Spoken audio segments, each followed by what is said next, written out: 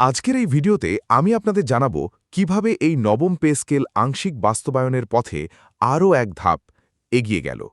সরকারের প্রস্তাবিত বাজেটে কত হাজার কোটি টাকা বরাদ্দ রাখা হচ্ছে এবং কিভাবে ধাপে ধাপে আপনাদের এই নতুন বেতন কাঠামো আপনাদের হাতে পৌঁছবে। সেই সাথে মূল্যস্ফীতি, সরকারের আর্থিক সক্ষমতা এবং অতীতের পে স্কেলগুলোর সাথে এর তুলনামূলক একটি বিস্তারিত বিশ্লেষণ আমি আপনাদের সামনে তুলে ধরব। তবে শুরুতেই আপনাদের একটি কথা বলে রাখি। আজকের এই ভিডিওর একেবারে শেষে আমি আপনাদের এমন কিছু গোপন ও গুরুত্বপূর্ণ তথ্য দেব যা আপনারা আগে কখনোই কল্পনাও করতে পারেননি। নবম পে স্কেলের অন্তরালে লুকিয়ে থাকা সেই চমৎপ্রদ তথ্যটি জানতে হলে ভিডিওটি না টেনে একেবারে শেষ পর্যন্ত দেখতে থাকুন। আমি কথা দিচ্ছি, আজকের এই বিস্তারিত বিশ্লেষণ আপনাদের অনেক অজানা প্রশ্নের উত্তর দিয়ে দেবে। বন্ধুরা, সরকারি চাকুরিজীবীদের দীর্ঘ প্রতীক্ষিত নতুন পে স্কেল এবার সত্যি আলোর মুখ দেখতে যাচ্ছে। সরকার এই পে স্কেল আংশিক বাস্তবায়নের পথে আরও এক ধাপ এগিয়েছে। আমরা জানতে পেরেছি যে আগামী 2026-27 অর্থবছরের বাজেটে এই লক্ষ্যে প্রায় 35,000 কোটি টাকা বরাদ্দ রাখা হতে পারে। এটি কিন্তু কোনো সাধারণ খবর নয়, এটি দেশের অর্থনীতি এবং সরকারি কর্মকর্তা-কর্মচারীদের জীবনযাত্রায় একটি বিশাল পরিবর্তনের ইঙ্গিত দিচ্ছে। অর্থ মন্ত্রণালয় ইতোমধ্যে প্রস্তাবিত বাজেটের একটি খসড়া প্রস্তুত করে ফেলেছে। আপনারা হয়তো ভাবছেন, তাহলে এটি কবে চূড়ান্ত হবে? এই খসড়াটি নিয়ে খুব শীঘ্রই মাননীয় প্রধানমন্ত্রীর একটি গুরুত্বপূর্ণ বৈঠক অনুষ্ঠিত হবে এবং সেই বৈঠকের পরই এটি চূড়ান্তভাবে অনুমোদন লাভ করবে। এখন সবচেয়ে বড় প্রশ্ন হল, এই নতুন বেতন কাঠামো কিভাবে বাস্তবায়িত হবে? একবারে নাকি ধাপে ধাপে? সরকার কিন্তু বিষয়টি নিয়ে অত্যন্ত গভীরভাবে কাজ করছে। নতুন বেতন কাঠামো বাস্তবায়নে সরকার মূলত দুটি বিকল্প পদ্ধতি নিয়ে পর্যালোচনা করছে। চলুন এই দুটি বিকল্প সম্পর্কে একটু বিস্তারিত জেনে নেওয়া যাক। প্রথম বিকল্পটি হচ্ছে একটি ৩ বছরের পরিকল্পনা। এই পরিকল্পনা অনুযায়ী আগামী অর্থবছরে প্রস্তাবিত মূল বেতনের 50% বৃদ্ধি করা হবে। এরপর বাকি অংশ দেওয়া হবে পরবর্তী বছরে। আর বাড়ি ভাড়া ও অন্যান্য যেসব ভাতা রয়েছে সেগুলো তৃতীয় বছরে 2 ধাপে প্রদান করা হবে। অর্থাৎ 3 বছর ধরে একটু একটু করে পুরো পে স্কেলটি বাস্তবায়িত হবে। আর দ্বিতীয় বিকল্পটি হচ্ছে পরবর্তী 2 অর্থবছরে ধাপে ধাপে পে স্কেল বাস্তবায়ন করা। এখন সরকার কোন বিকল্পটি বেছে নেবে তা নির্ভর করছে দেশের মূল্যস্ফীতি ও সরকারের আর্থিক সক্ষমতার উপর। আর এই প্রস্তাবগুলো গভীরভাবে পর্যালোচনার জন্য ইতোমধ্যে মন্ত্রিপরিষদ সচিবের নেতৃত্বে একটি উচ্চ ক্ষমতাসম্পন্ন কমিটি গঠন করা হয়েছে। এই কমিটি পুরো দেশের অর্থনৈতিক অবস্থা বিবেচনা করে সবচেয়ে ভালো সিদ্ধান্তটি গ্রহণ করবে। এবার চলুন একটু সংখ্যার দিকে তাকাই। নবম পে স্কেল বাস্তবায়ন করা কিন্তু সরকারের জন্য চারটিখানি কথা নয়। এটি পুরোপুরি বাস্তবায়ন করতে সরকারের অতিরিক্ত প্রায় 1,06,000 কোটি টাকার প্রয়োজন হবে। আপনারা কি অঙ্কটা বুঝতে পারছেন? 1,06,000 কোটি টাকা। এর মধ্যে বিশাল একটি অংশ অর্থাৎ প্রায় 8,000 কোটি টাকা ব্যয় হবে সরাসরি কর্মরত কর্মকর্তা ও কর্মচারীদের পেছনে। আর বাকি যে অংশটুকু থাকবে তা দিয়ে পেনশনভোগী ও এমপিওভুক্ত শিক্ষক কর্মচারীদের বেতন ভাতা প্রদান করা হবে। আপনাদের আরেকটু পরিষ্কার ধারণা দেওয়ার জন্য বলছি, আগামী অর্থবছরের প্রস্তাবিত বাজেটে আকার হতে পারে প্রায় 9,30,000 কোটি টাকা। এটি কিন্তু চলতি অর্থবছরের তুলনায় প্রায় 18% বেশি। আর এই বিশাল বাজেটের মধ্যে রাজস্ব লক্ষ্যমাত্রা ধরা হয়েছে 6,03,000 কোটি টাকা। চলতি অর্থবছরের দিকে যদি আমরা একটু ফিরে তাকাই, তাহলে দেখব সংশোধিত বাজেট নির্ধারণ করা হয়েছে 7,78,000 কোটি টাকা।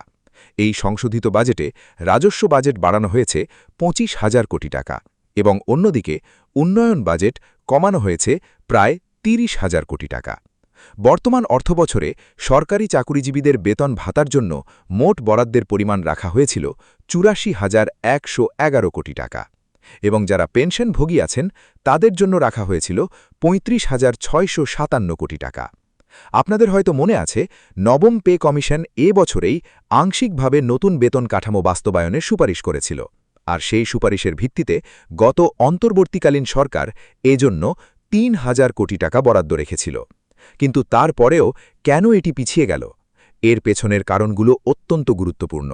মূলত রাজস্ব আহরণ কমে যাওয়া এবং মধ্যপ্রাচ্যে যে সংকট চলছে তার কারণে বিশ্ববাজারে জ্বালানির দাম অস্বাভাবিকভাবে বৃদ্ধি পাওয়াতেই নতুন পে স্কেলের বাস্তবায়ন আগামী অর্থবছরে পিছিয়ে দিতে বাধ্য হয়েছে সরকার।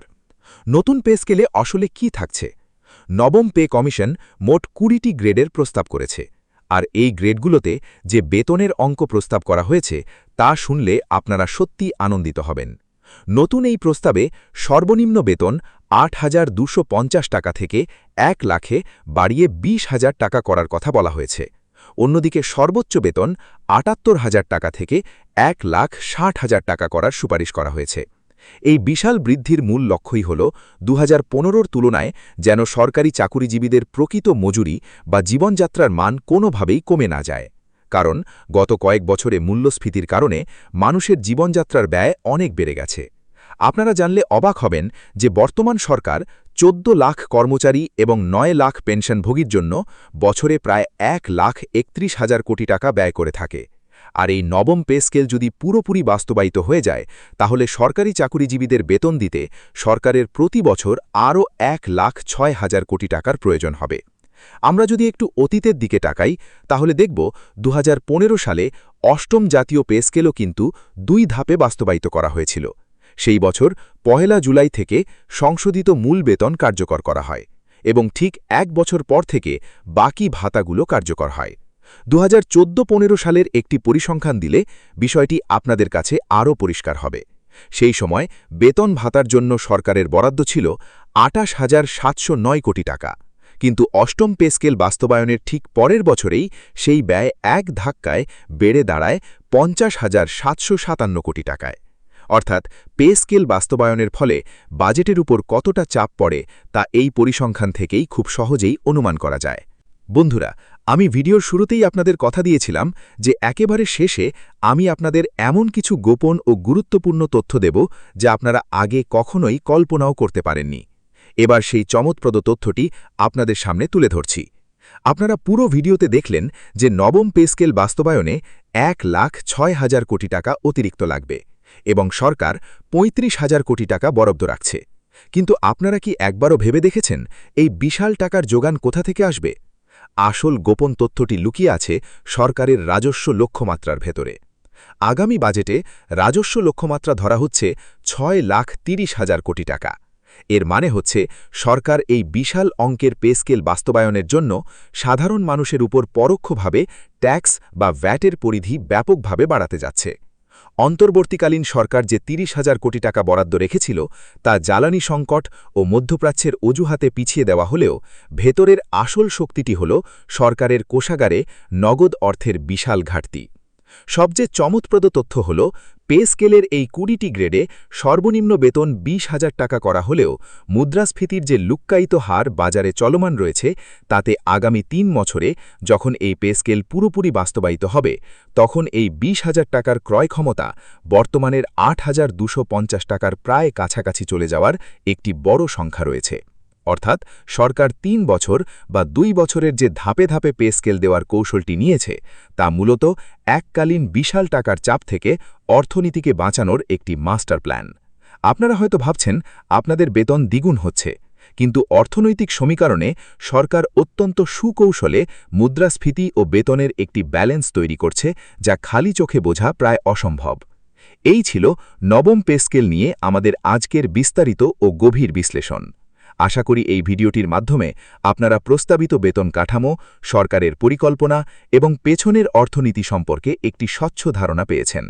ভিডিওটি যদি আপনাদের তথ্যবহুল এবং ভালো লেগে থাকে তাহলে অবশ্যই লাইক দেবেন এবং আপনার মতামত কমেন্ট বক্সে জানাবেন।